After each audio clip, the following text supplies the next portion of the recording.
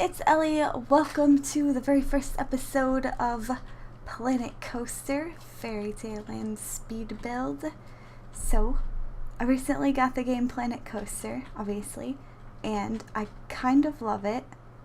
Kind of is an understatement. I really love it, actually. And it's just, I think it's by the same makers as the Roller Coaster Tycoon game, I believe. And it's like everything I ever wanted that game to be, but I didn't realize it until I played this game because it's just so good. Okay, so just to explain the video a little bit, I recorded this footage. I think it was about an hour and a half of a recording, and then I sped it up, so it's really similar to my speed builds in Sims, but this one is way cooler because it's an amusement park. And the little park that I'm building, I have decided for it to be a fairy tale theme, and I think it works pretty well. There's a lot of fairy tale kind of things in the game that I could use.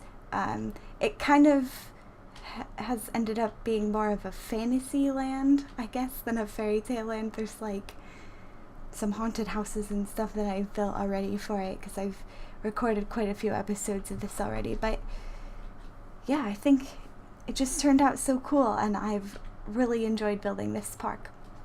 So what I'm doing now is working on the entrance. Something I love about this game is the building. So for the entrance, I built the castle around it, which is pretty much done now. I don't think I add much to the castle at the entrance, but the building is really unique because you have individual wall parts, so you can really build whatever you want. It's so free form that whatever you want to build is possible, and I really like that because something that I always struggled with in Roller Coaster Tycoon and other similar like scenario building games is that all the objects just tend to get really static if you play it for a long time, which I would play it anyway. I would play these kind of games for hours, but when you have such a freeform building like this, it's just the possibilities are endless, and none of your games are going to be the same because you can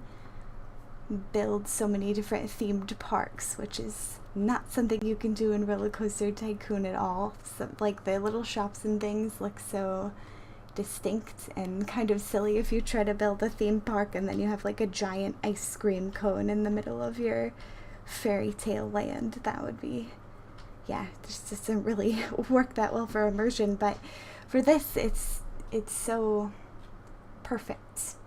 So what they do is I'm building a little shop right now, and each of these little brick buildings is a shop of some sort. I think there's like an ice cream stand and a burger stand I have here. I don't remember exactly what I put in, but then I kind of built the walls around it. You can build the roof individually, like all the advertisement signs are individual. It's just so customizable. It's amazing. So for all my shops, I decided to go with the sort of village look to it, like a little town of the fairy tale land, I don't know, underneath the castle. You have all these little village buildings that have the shops inside of them. So I have a little shop here. I build a second one that has a bathroom and a first aid stand, and then I also duplicate that first aid stand building to be a staff room, which is another feature that's really amazing in this game. So if you want a lot of like similar kind of buildings, then you don't have to spend all the time recreating them, which would take forever. So yeah, I mostly just build shops in this first episode because I'm getting my park ready for people to come and buy stuff. And I work on the ambience a lot. So one thing I really wanted to do in this park is make it feel like an actual fairy tale instead of just a fairy tale themed amusement park, if that makes sense. So I try really hard to kind of get that feel when you walk into the park. And The path helped a lot. I used this like a blue marble pathway throughout the entire park, which is absolutely ridiculous. I don't know why any place would have blue marbling paths throughout their entire town, but it looks very like a fairy tale, I guess, so I used it. And something I found out later is when I was looking through the special effects, they actually have little fireflies. So I end up putting the fireflies pretty much everywhere in the garden, and it just makes the whole area shimmer with all these little fireflies, and it's just so beautiful. Something that's cool is that you can set the lighting, so I was able to switch back and forth between day and night to see what it would look like during the night as well, which is really when the fireflies look the coolest. And I also kept the lighting pretty minimal with like little lanterns. I've already placed them around the little circle there, you can see them. So I don't know, I think the ambience looks really good when you walk through here, and some of the rides that I've built later have pretty cool ambience. I'm gonna be going pretty broad with this fairy tale end though. It's really just gonna be anything fantasy related. So like I said already, there's a haunted house already that I've built, and probably have like some pirates, mermaids, that kind of thing going on later, because I will eventually run out of decor items just using the fairy tale stuff. It's not quite enough to fill an entire theme park for as big as I want to make this park. Which, by the way, there are a lot of modes in this game, but I'm using the sandbox mode, which has unlimited money, so I'm not really going to be worrying about how well my park functions throughout this series. It's mostly just about building it. I don't know, I do like hire staff and everything because you want it to run right, otherwise all the people will leave, but yeah, for the most part I'm not focusing on management. I'm just kind of building. A lot of the times I'm going to be building in pause mode, which is also a feature that I love, because the roller coasters are so intricate and detailed that you have to spend just so much time building the rides, all the track rides. They just take forever to build, so they allowed you the ability to build while you're in pause mode, so you don't just have all your people running around saying there's just one ride when you're trying to build a really crazy roller coaster or something, which I appreciate. I always wanted to build in pause mode, like in Roller Coaster Tycoon and stuff, but I don't think you could. Most games you can't. Yeah, here's the little first aid building and the bathroom. And something that's pretty cool, I vaguely mentioned it earlier, but you can actually set advertisement signs.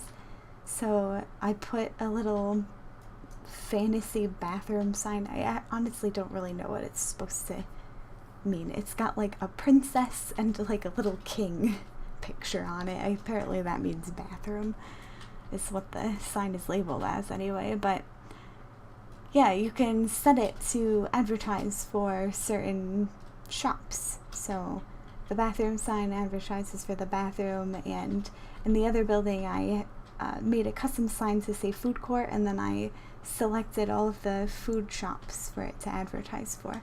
I don't really honestly know how well it works, or like the difference when you set those signs to advertise or not, because I haven't played it enough to actually notice those kinds of things yet. But I'm sure it makes a difference, otherwise it wouldn't have had you be able to do it. So yeah, I've got most of this front area done now. I do put one ride, a carousel. I thought that was fitting for my first ride in the Fairytale Land, right in front there. And I think that's all the rides that I built for this episode. This is a speed build, like I said, because I could not do this as a Let's Play. It would be incredibly slow and boring. Just not possible. Yeah, just overall, I'm having so much fun playing this game. It's just the best. everything about it is amazing. There's so many different things you can do, and I haven't even played all the game modes. I haven't played any career modes so far. I haven't played the, what is it called? I think it's the challenge mode, which has like limited money. I've literally just been freeform building in this sandbox mode because I just want to practice mostly. You will notice throughout the series, these first few episodes at least for sure, that I am still a little clumsy with the controls. I haven't got them down perfectly, and like all the game mechanics of working the path system and whatnot. The paths are really difficult for me still. You might have noticed it when I was building my little bathroom first aid shop, but I could not get the paths to just connect to each other and also look symmetrical and whatnot. So here's the fireflies that I'm putting right now. It just adds so much. I will do a little walkthrough at the end of this episode. I think I forgot to do it for the second episode, so I'm sorry for that, but every few episodes I will do a walkthrough of the park, and any rides that I build, I'll ride through them with the ride camera at the end so you can see the finished products as if you were really riding it, which is awesome. Yeah, one thing that's cool about this game too is that the queue has a sort of rating. When people are waiting in line for their rides, they have to be decently entertained, otherwise the ride has a poor queue rating. And so that's pretty cool because you have to make the queues interesting as they wait for the ride. So you put a lot of decor and whatnot. Here's where I'm copying the building also. But that is the end of this video, so I hope you enjoyed it. If you did, make sure to give it a like and subscribe to my channel because I'll be posting Planet Coaster videos from now on.